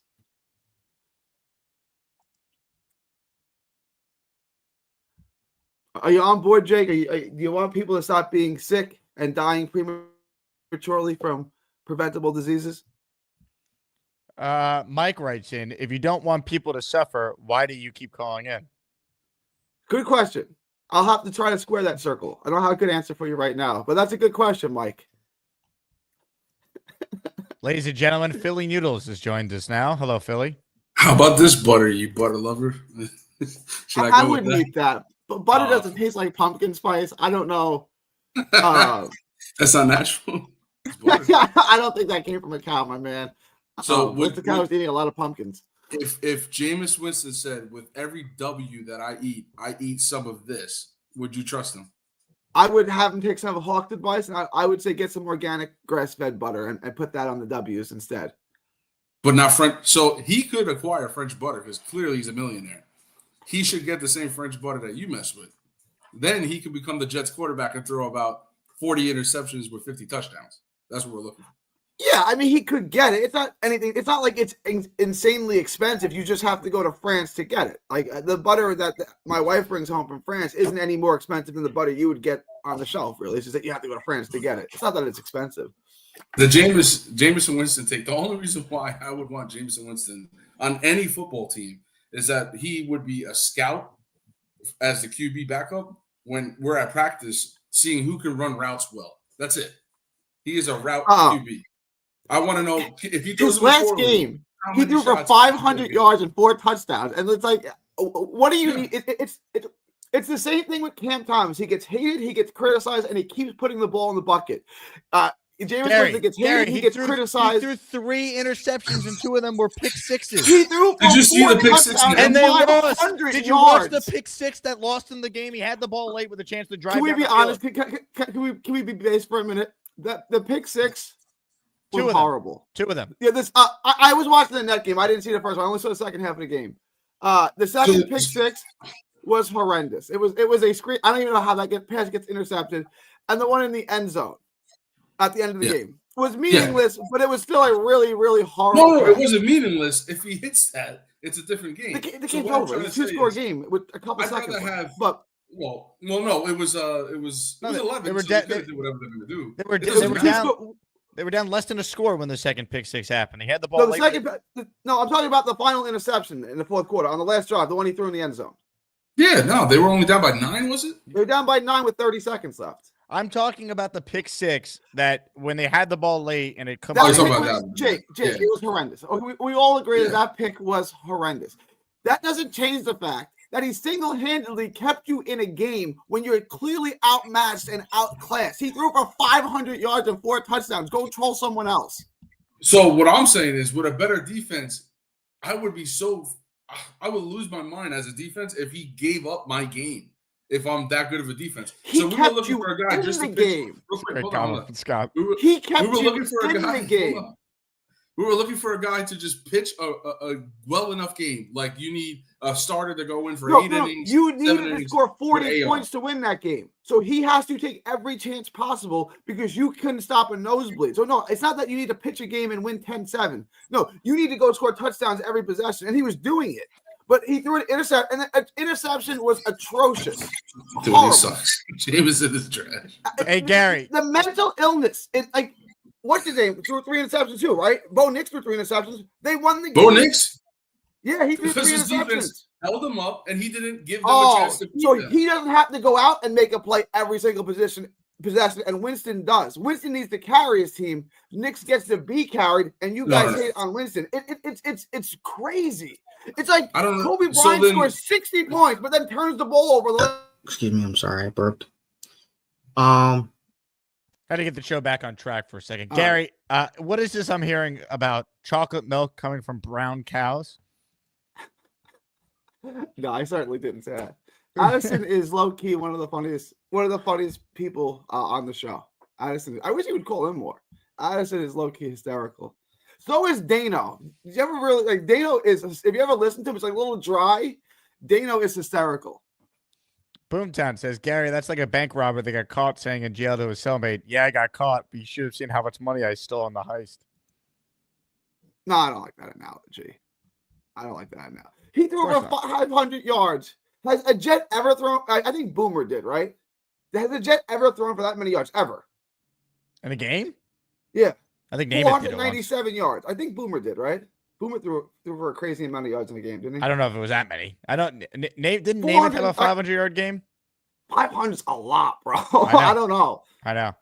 Yeah, I mean, and you guys are gonna hate on. I mean, how many games this year do we even have 500 yards of total offense? Jameis is entertaining, but like the turnovers are a problem. That's why he's never latched on as a long-term starter since he left Tampa. I would agree with you that the pick six that cost him the game was bad. It was, and I was texting with Allen and was talking about how good he was, and on cue he threw them. I can't even. It was a screen pass that went for a pick six. Like, how does that?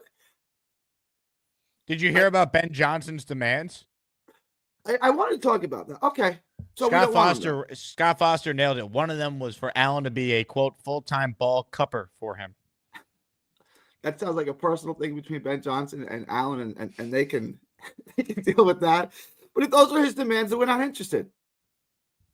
I don't really want a coordinator anyway. I want an established head coach. A couple of years ago, Eric Bieniemy was the hot OC that everyone wanted to hire. And he just got fired from UCLA. Yeah, after 1 year. He was never a good candidate, as I've said for years, and people called me racist for saying that when I said it in Houston when the Texans had an opening every year I did afternoon drive down there. And that was the guy who put together the great Chiefs offense, which obviously Andy Reid was responsible for. Oh, I was right. John LG. See, Namath threw for 496. There you go. In that game against Unitas in 72. You know what Winston threw for? 497. I know, yeah.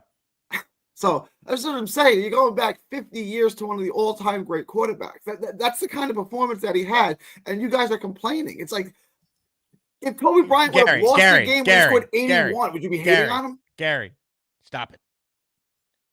Stop it. You don't need to. Right. You don't need to defend Jameis Winston. He threw 3 picks. 2 of them were pick sixes, and according to the big fella, Winston threw 6 touchdowns. He threw more touchdowns to the Broncos than Bo Nix. Got him. He did throw 6. Bo says we don't need another quarterback who chokes. No Jamie. Well, I'm open to Jameis Winston as the bridge. That's not all I would do, though. I will buy his jersey. So, Woody, you got another $100 in revenue coming in if you sign him. Health advice from Gary's like getting advice from Allen on how to be gracious.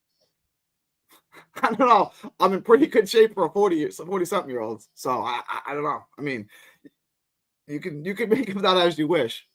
Genergy wants to know if you give Decker butter sticks as well. Decker doesn't really eat the butter sticks. How's it going, Genergy? What is the date with you and my boy Clancy? When are we setting that up?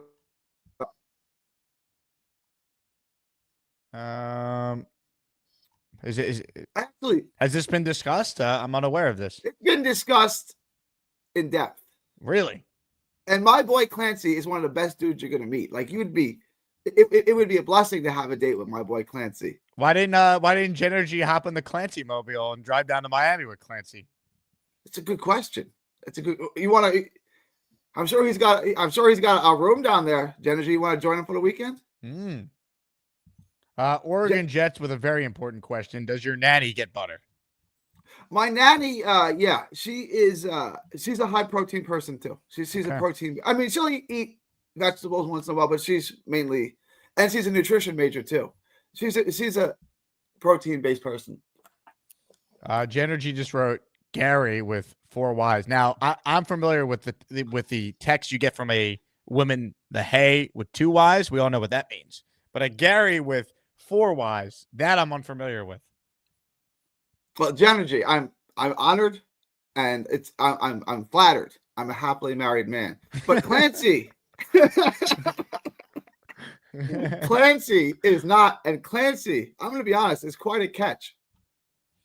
Let's spice this show up, ladies and gentlemen. Live from New York City is Nate. Nate. Hello, Nate. Jake, can you hear me? Oh, we hear you, Nate. All right. We want to solve a mystery together? Let's solve it. All right, so in between these 2 black cars, he popped out with the silencer. This is where he took out Brian Thompson 2 days ago, about 40 hours. You're by the Hilton in Midtown? Yeah, I was on the way uptown. And then he took the cut right here. He cut through the Ziegfeld Theater. Hold on, we got all the press TV people here now. I'm trying to find his backpack. Tell them you're on the Jake Asman show. They love me in the press. Well, they're in their cars staying warm. You know the Jake Asman show? What? No. You know, no? Check out. They got the backpack. He found the backpack.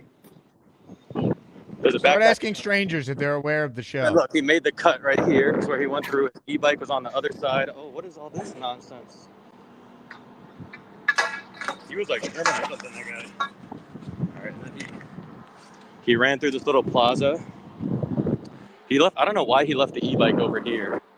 Some reason for doing that. Left the e-bike here. Scooped the e-bike. Then he broke a traffic law. He went opposite traffic. This guy was crazy. To 6th Avenue. Again, let me know if we see any evidence. Heads up for the bump. Ugh. Then he made the left on 6th. The guy was smart. He knows there's no... My fault, Poppy. What? He knows there's no cameras in the park, or there's minimal cameras in the park. If you're going to assassinate someone, absolutely. Cut in. He made the left right here. I don't know if he went through the bike lane or not. Probably not, because this guy's crazy. Then he hopped in at Central Park South. There was some name for it. I forgot the name they called it. And then Jake, I'll show you guys. I still have a beard. It was not me. He went to a block away from my parents' house. It's a strong chance Addison and I probably saw him. That's where we were getting our bikes from, was like in front of that youth hostel where he was supposedly staying on 104th in Amsterdam. It's literally right where my parents lived and where Addison was staying. Interesting. Chances are we biked by this goon. And then, yeah, he entered the park here, and he was lost forever. Or at least for a couple days. But they're still missing a backpack, supposedly. I think he left the backpack somewhere in Central Park, that gray, suspicious backpack. Do they still call you Detective Nate, parentheses Nate? Anybody see a gray backpack? Gray backpack? Whoa. All right, bro. See any blood? A lot of people are speculating that you had something to do with this, Nate. Can you confirm you were not involved? Hold on, show. Oh, you saw. Bro, that guy did not have any facial hair. No way I could grow that in 2 days. I mean, Hawk, I'm not going to say I wouldn't have gone through the park and I wouldn't have done it on an e-bike if I had to get the job done. But it wasn't me, Hawk, I promise. The park looks wonderful today, I will say. Look for the gray backpack. Imagine he just put it right here and they didn't check the trash can and we fucking solve it on the Jake Asman show. That'd be good publicity. Yeah, your show would fucking pop. Whoa, no gray backpack.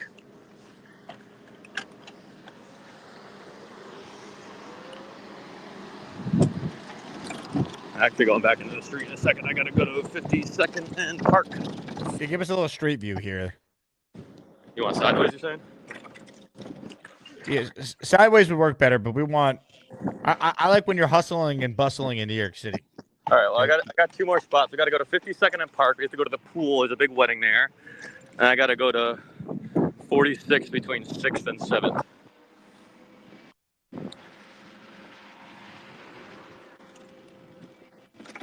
It looks very cold out there, Nate. Yeah, it's fucking freezing. But if you're dressed for it, you're all right. I got my nice warm Jets jacket from Woody Johnson. Tom wants you to pet a horse. They're probably gonna charge. Hold on, I got you, Tom. If I pass one, we'll pet one. Just only because it's Tom. I'm gonna ask this guy. They're moving. Hold on, let me get a stationary horse. Hey, on the right. Hey, let's go Mets. Say you're on the Jake Asman show. That carries a lot of weight in Central Park. I got you. It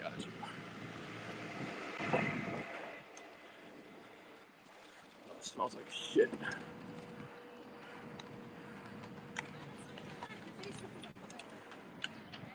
That's just Gary's take about Jameis Winston. All right, we're going to pet a horse, and we're going to keep moving.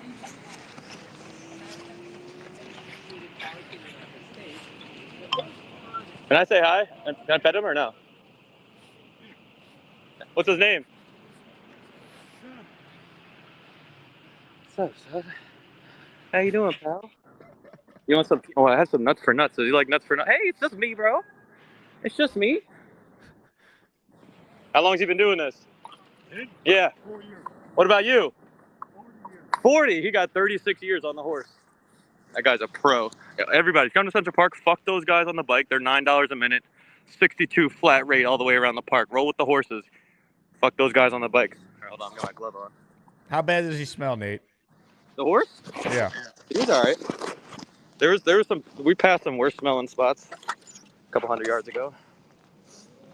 All right, we're going to the pool. 52nd.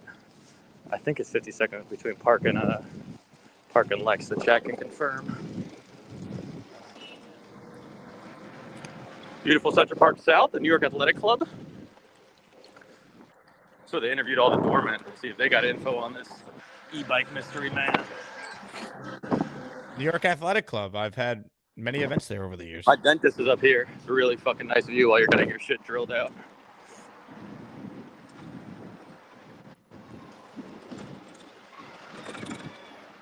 The Plaza Hotel, which is now 80% residents, which makes it even more expensive if you want a hotel for the night. But that one across, like, I think it's called like the Amsterdam or something. It's kind of even nicer than the Plaza and a little bit more reasonable. All right.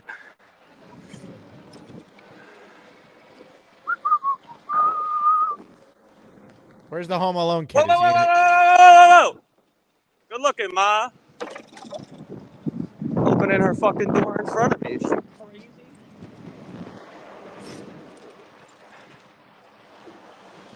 Beautiful. What is this? Louis Vuitton? Oh shit, they made a giant present out of this thing. Oh yeah, that thing's all over Instagram these days. Whoa.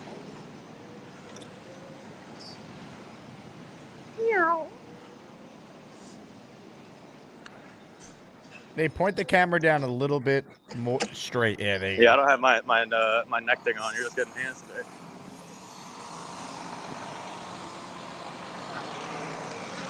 We're at Tiffany and the Trump building. Trump Tower. That's where Beningo lives. Trump Tower's got all the trash in front of it. Nobody's fucking with Trump Tower.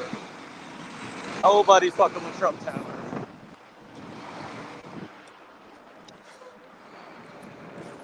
Big fella has a We're almost at request. the Christmas tree. I think they just lit the Christmas tree the night the CEO got shot. Yeah, the big fella says go buy the Christmas tree. We're going by the Christmas tree in T-minus 4 blocks. All right, we'll stay on for that.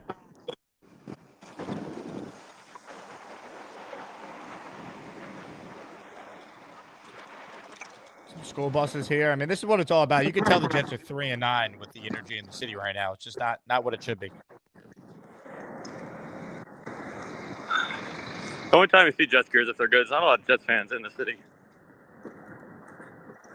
They're in hiding. Damn, it is packed. Bobby.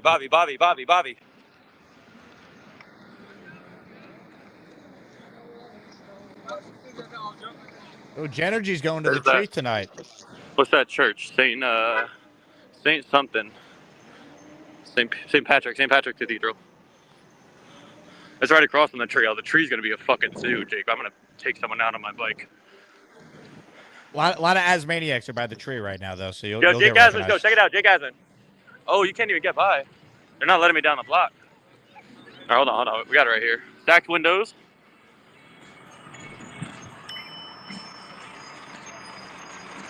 There it is. Look at that tree. It's a tree. There she is, folks. You won't find this on any other Jet show. All right, now we're gonna. Oh, Santa! Yo, Santa! Oh, he's riding the bike. My guy! All right, actually, let's go a little Oppo Taco here. We got to go down 50th. Wow! Stay still, my guy. Stacked windows. It's like watching Walter Payton right now in his prime navigate upstream, avoiding cars.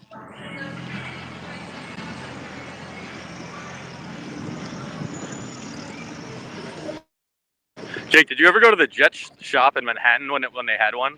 I'm sure No. people remember it from years ago. It was on this block. It was amazing. It was like, you know how they had like the Yankee clubhouse. It was like the Jets shop little clubhouse. It was right in this little like mall on the right here is the last store. I would spend way too much time there getting Mark Sanchez and Rivas stuff. Hennessy says that you're freezing your jingle balls off. Is this true? I'm freezing my what? Your jingle balls off. No, I'm pretty well equipped. I've done this before. I've got multiple long johns on. That's a nice tree.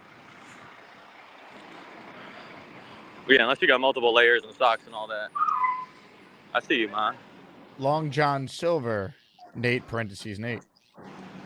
What? All right. Did we get a confirmation on where the pool is? I have to go to the pool on 52nd. I think parking lot. I'm almost positive.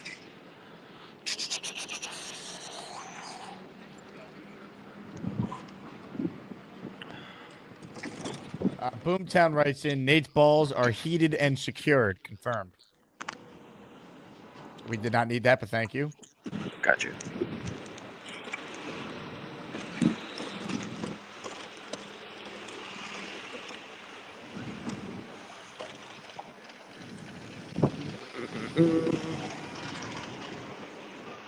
Here we go, folks. The home stretch.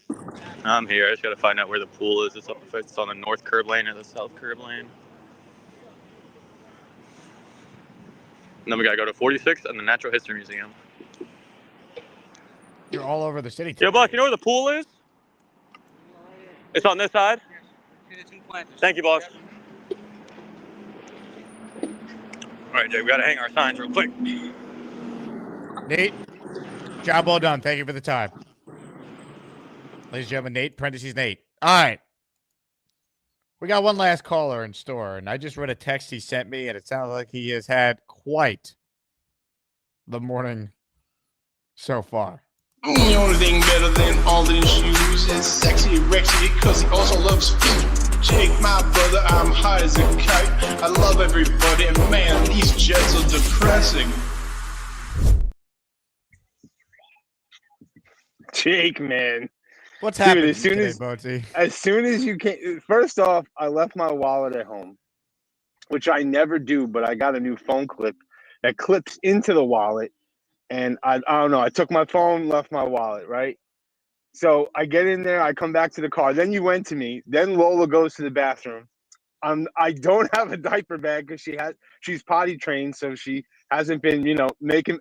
Dude, and then I had to wait in the store and set up Google Pay because I don't have it, just so I could pay for the $300 of groceries I got. So it's been a fun morning, but my bad, because when you came to me, I had you in my pocket and I went to just grab it and it exited out, and I was like, all right, fuck. The intro was playing.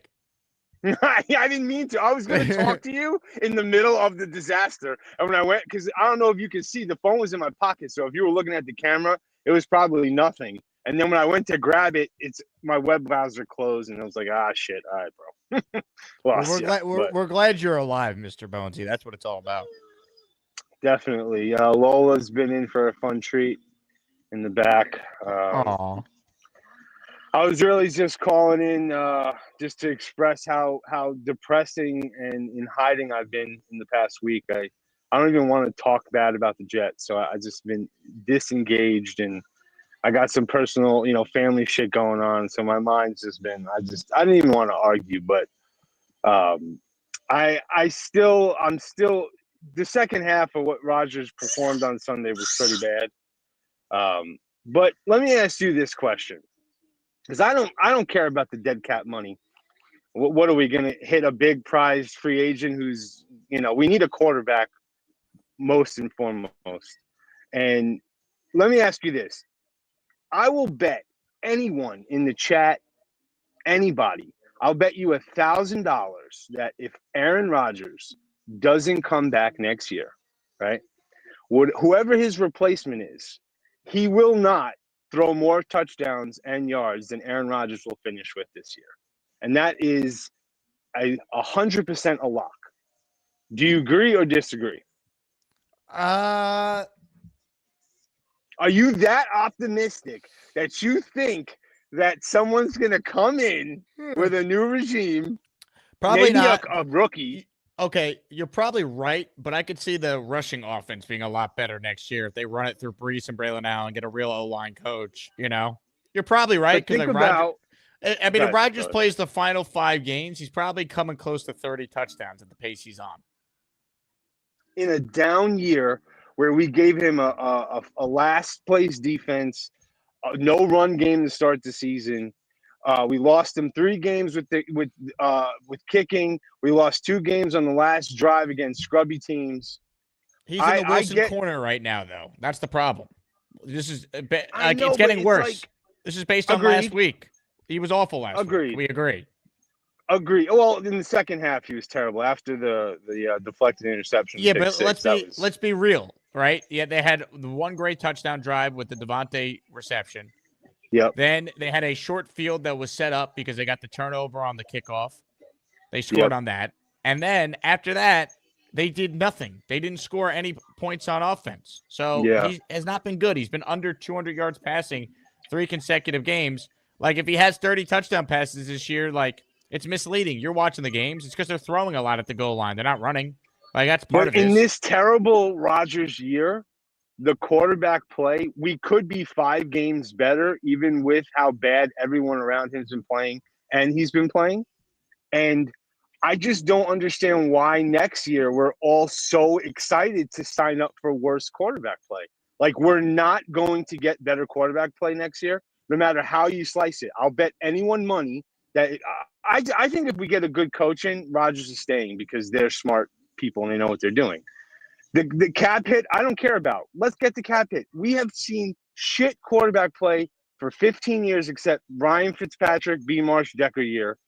And before that, it's like he's not Sanchez. playing well enough, and he's more susceptible to injury at age 41 next year. I don't think you could justify it right now. If you give him a defense that's top 15 and a kicker that could kick the ball and an offensive line that can maybe, we've been a little better in the run the past couple games, but I just don't understand why we're so worried about the dead cap hit if we've been so dire need of quarterback play, and this is quarterback play. Because you got other guys you got to pay. You got other guys you got to pay soon. That's why. I mean, I don't need to carry. We can still pay Garrett. We're not paying. They're 3-9 right now, Bonesy, and he has not played particularly well of late. Like, he played a lot better at the beginning of the year when you could point to some of these things you're talking about. But now he just might be done. I just think you want to. You want a clean start for a new regime. Like, if Rodgers' play can't justify keeping him here, then it's easier for a new regime to establish what they want to establish without the 4-time MVP who commands a ton of attention because of who he is. Like, it's easier to do that without him. Like, Tyrod Taylor could be your bridge next year and put up similar numbers in efficiency. It maybe doesn't throw as many touchdowns, but he could run your offense, for example. But we're about to score the most. It's not good. I'm not trying to say that, like, right. So don't keep Rodgers for another year when the dead cap then goes to $63 million after this year. You're too loyal, man. This is your problem with Douglas. You're too loyal. I just think that we're blind to the fact of what Rodgers still brings to the table. We're 5 games better with a better kicker, and we didn't fire our coach, and the defense could close out against suspect teams. Yeah, but this is making a mistake to be like, look, if he He's balls out the quarterback, though. But the bridge quarterback's now going to count $63 million in dead cap for 1 year. Tyrod could be the bridge. All right. What do you mean, who cares? Right? I want to be able to keep Quincy Williams when he's up for a new deal because he's not going to play on his current rate. He's grossly underpaid. I want to be able to keep Garrett and Sauce and Brees and Jermaine and Will McDonald. There's good players on this team. So that's what we're talking about here, right? Like, the reason why JFM is not here is because Joe Douglas screwed up the Zach Wilson pick so badly. They had to bring in Rodgers. Now you're paying $9 million to Tyrod Taylor, and there's the money you could have used to keep JFM, for example. So it's like all this stuff matters, man. All of it. See, I disagree with that. I think Kinlaw was the replacement, and Hassan Reddick. Like, I think they went to Saleh. I don't think that was a Douglas decision. I think that was like Saleh was like, listen, I drafted Kinlaw in the first round. He didn't work out in San Francisco because of injuries. He played good last year. I could make him do John Frankenmeyer's job, and you give me Hassan, like, I'll take them too, rather than paying JFM. I think that was a coaching, staff decision. I don't think that was all on Joe Douglas, but I don't know. I hate how, like, Tyrod Taylor isn't lasting more than 3 games, and then you're getting a rookie, and we're right back to praying that the defense is the best in the league to even have a chance to win. At Or least the Rodgers rookies- is giving us 21 points a game. Oh, yeah, or a rookie. A rookie, there is 0.001 chance a rookie's coming in and saving us. I just have no faith. We are not a team or a franchise that develops rookies. Bonesy, I get it. But Aaron Rodgers is getting worse, not better. You have an argument if he plays better. He's not play. Look where he is on this chart. Look where he is. He's missing wide open guys. We are, though. He missed Garrett Wilson wide open that would have won them the game, and then he throws a pick. He's not what he was. He hasn't thrown more than 200 yards. Though, you agree, though, the second half we didn't have the ball that much. They had the time of possession was terrible. But when they did have the ball, they had 4 drives and they did nothing. Look, I'm not saying that Rodgers. I love you. Your bar is too low, and it's affecting the salary cap. Rodgers is better than what they've had, but I'm not bringing him back and everything that comes with it for a guy who is not that much better than maybe what they currently have in Tyrod. I think he's better than Tyrod, but Tyrod at $8 million for next year is a lot better than keeping Aaron and then increasing the salary cap, dead cap hit to $63 million. Ladies and gentlemen, live from Alden Shoe Store is Nate, parentheses Nate. Yo, how do I prank these fools? What do I say, Bonesy? Bonesy, what do I say, bro? Give me the line. What do I say? Ask them if they have any shell cordovan on sale. Any what? Shell cordovan on sale. There we go. We're going like this. Wait, you're really going in? Yeah. Wait, when you go in, right? When you go in, say, what can I tell you to say good that'll fuck with them? That's what I'm saying, bro. I need the heat, bro. This is it. Ask where Bonesy is. Tell them. Tell them. Last time. Tell them that you heard Shoemart makes better custom-made models than us. Is it true that Shoemart makes better custom styles than you guys? I was gonna ask them. Do you know if Shoemart makes custom styles? Asking, do you guys know if Shoemart makes better custom styles than you guys? Yo, the guy in there, Kurt's my best friend. You guys do custom shoes, right? No, not custom. You know if Shoemart All right, does? forget it. Don't You don't think they do? All right, all good. Thank you. I'm about to rob your joint, Bonesy. I'm about to steal a shoe on the way out. I saw a left foot in the window that looked nice. He stood up. He thought I was going to rob the joint. I put my mask on.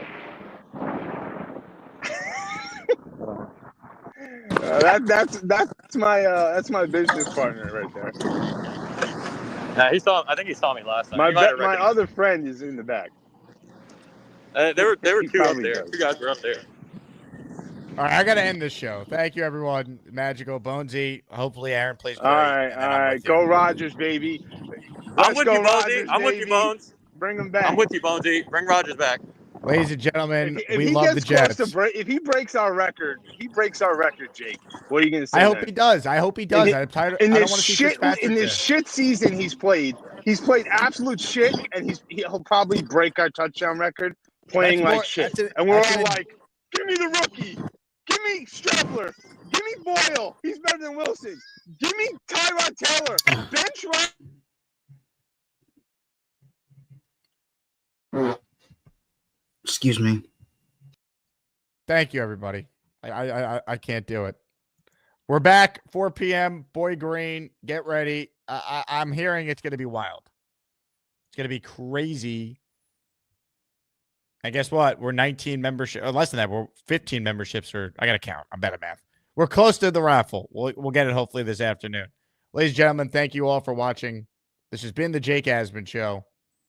Enjoy the rest of your day and join us in a few short hours to talk way more about the New York Jets. Gator, I need an intro, buddy. A cool intro, please. Gator did write in something, though. Searching for an angle for you, Rob. Need you to be a little more off the rails. I can get off the rail if he wants. Gator, give me an intro. I need an intro, Gator. Don't let me go looking for you. Do you want some of this? How's that, Gator? That might work, Rob. There might be something there. I'm not going to tell Gator how to do his job. That's like telling Picasso how to paint. Gator wrote he just shit himself, so you got that, Rob. Maybe you'll have an intro. I don't know.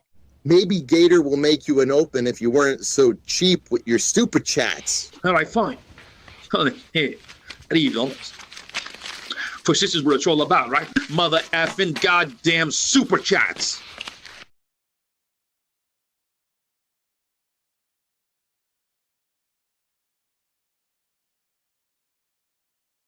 I hate this team. I hate them. I hate them.